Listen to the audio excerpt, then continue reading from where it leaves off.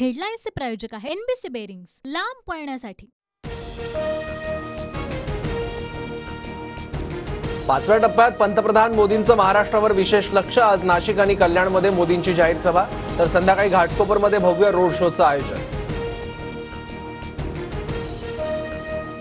घाटकोपरमध्ये गंभीर दुर्घटना आणि मोदींचा त्याच ठिकाणी रोड शो। पंतप्रधानांना थोडी तरी संवेदना हवी होती, मोदींच्या मुंबईतील रोड शोवर राऊतांची टीका। उद्धव ठाकरेंनी इगोमुळे अनेक विकास कामं थांबवली होती, मुख्यमंत्री शिंदेंचा ठाकरेंवर निशाणा।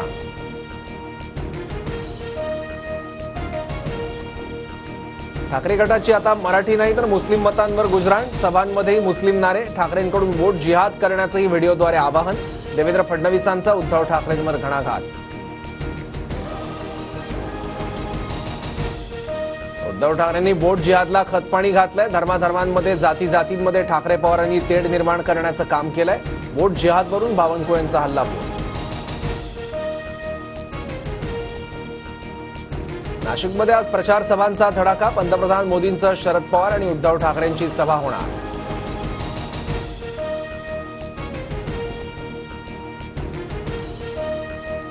प्रफुल्ल पटेलांनी पंतप्रधान मोदींना जिरेटोप घातल्यानं नवा वाद। मोदींच्या चरणी लीन होताना छत्रपतींच्या जिरेटोपाची शान का घालवताय? मोदींचं महाराष्ट्रासाठी योगदान काय? उद्धव ठाकरेंचा हल्लाबोल। छत्रपती शिवाजी महाराज आमचा आराध्य दैवत, शिवरायांचा अपमान होईल अशी कोणती गोष्ट मनातही येऊ शकत नाही। यापुढे काळजी घेऊ, मोदींना जिरेटोप घातल्यानंतर प्रफुल्ल पटेल यांचं ट्विट। घाटकोपरमधील होर्डिंग दुर्घटनेचा आणखी एक थरारक व्हिडिओ समोर। कार ट्रकचा चुराडा होतानाची दृश्य कॅमेऱ्यात कैद। पूर्व द्रुतगती महामार्गावरून जाणाऱ्या गाडीतून व्हिडिओ रेकॉर्ड। नांदेड, लातूर, इंदापूर, यवतमाळ, वाशिम, सोलापूरला अवकाळी पावसाने झोडपलं। धान पिकाला धोका, भाजीपाला पिकांचं नुकसान। तात्काळ मदत करण्याची शेतकऱ्यांची मागणी। महाराष्ट्रात यंदा 10 जूनपर्यंत मान्सूनचं आगमन होण्याचा अंदाज। विदर्भात ढगाळ हवामानामुळे पुढील 48 तास तापमान कमी राहणार। नागपूर प्रादेशिक हवामान विभागाचे संचालक मोहन शाहू यांची TV9 मराठीला माहिती। कोस्टल रोड आणि सीलिंगला जोडणारा दुसरा महाकाय गर्डर यशस्वीरित्या स्थापन।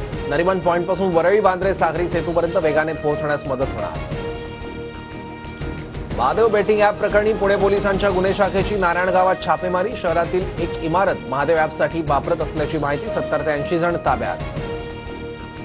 राजस्थानच्या कुलिहान खाणीत लिफ्ट कोसळली, 14 ते 15 जण अडकल्याची भीती। 3 जणांना बाहेर काढण्यात यश, बचाव कार्य सुरू।